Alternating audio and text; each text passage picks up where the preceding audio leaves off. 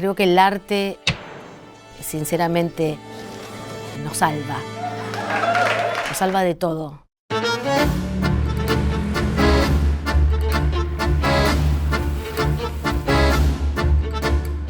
Mi vínculo con el arte nace desde muy chica y yo veo la vida de esa manera. Me sentí relacionada desde muy chica y me salvó.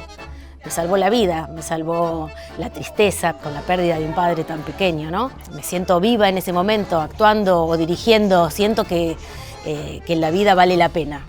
Hace muchos años que doy clases de teatro, tengo 51 y doy clases desde los 23. ¿Qué siento motivando a un niño en la actuación, dando clases? Me conmueve.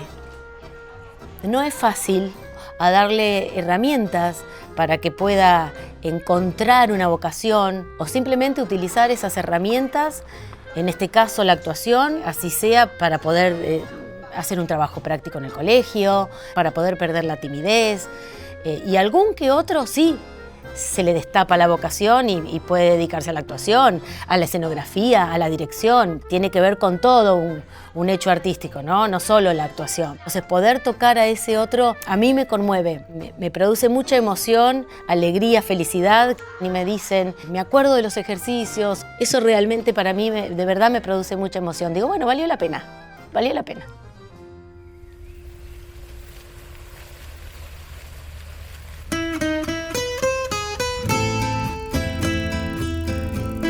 Bueno, ir a la universidad, estudio cine en la Universidad Nacional de las Artes.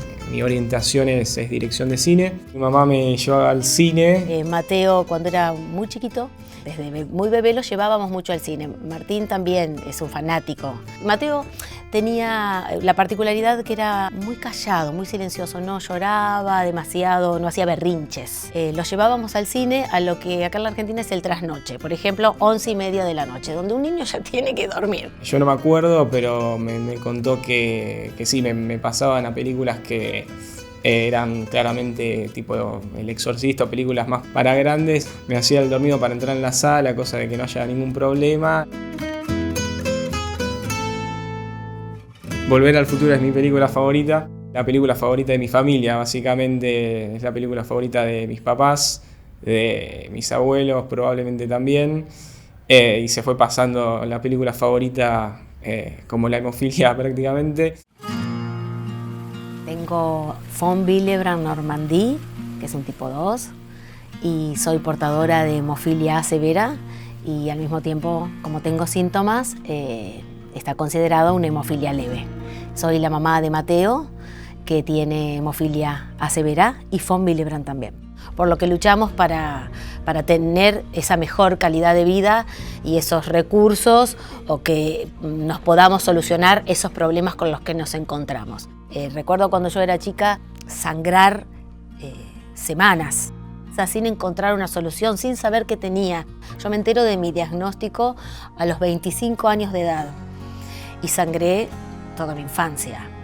Sangré por nariz, sangré heridas, sangré hematomas, esguinces, sin saber que yo tenía una condición de Von Willebrand.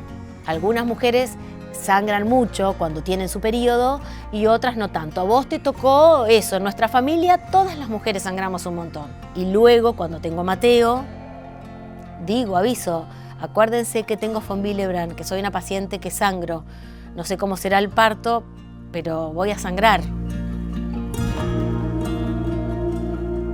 Y tuve un sangrado de 72 días posparto después del nacimiento de Mateo, sabiendo aún que tenía Von Willebrand.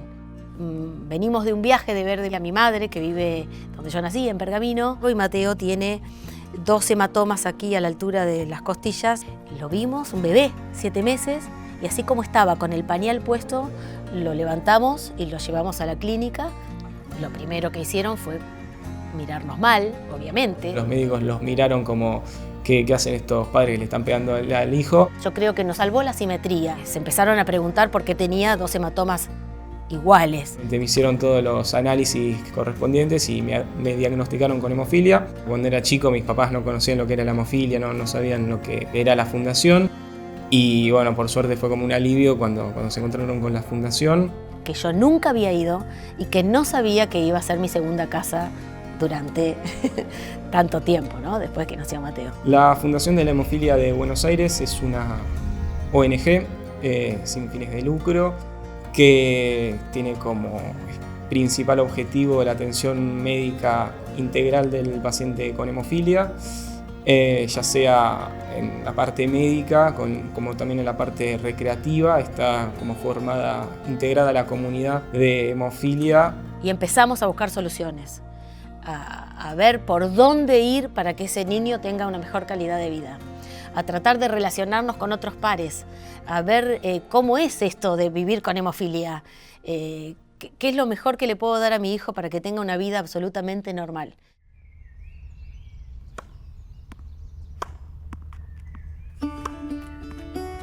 Mi vida con trastorno de la coagulación, con hemofilia, la verdad que fue muy sencilla, podría decir.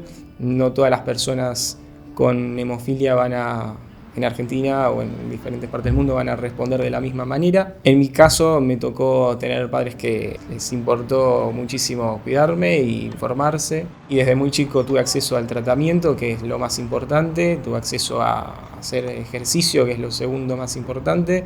Y para las personas con hemofilia especialmente, sobre todo las que tienen acceso al tratamiento, es como el segundo tratamiento, mantenerse activo físicamente. Mi meta personal más por fuera de lo profesional podría ser seguir ayudando, colaborando, aportando mi granito de arena a la Fundación de la Hemofilia de Buenos Aires, a que el tratamiento se mejore, específicamente tratando de en Argentina romper la barrera de los 21 años como fin de profilaxis, que es algo importante que en Argentina tenemos que hacer.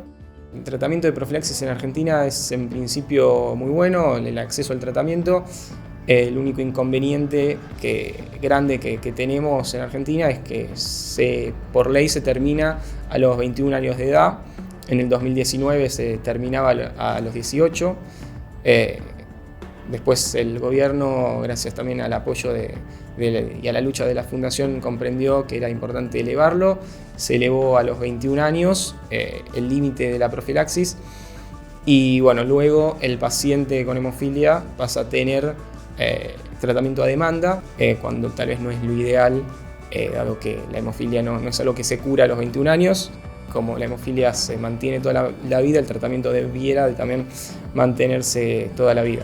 Sé que es importante no solo para mí romper esa barrera, sino para todos las personas con hemofilia, y todo lo que hago también lo hago para que en toda la Argentina eso se pueda solucionar.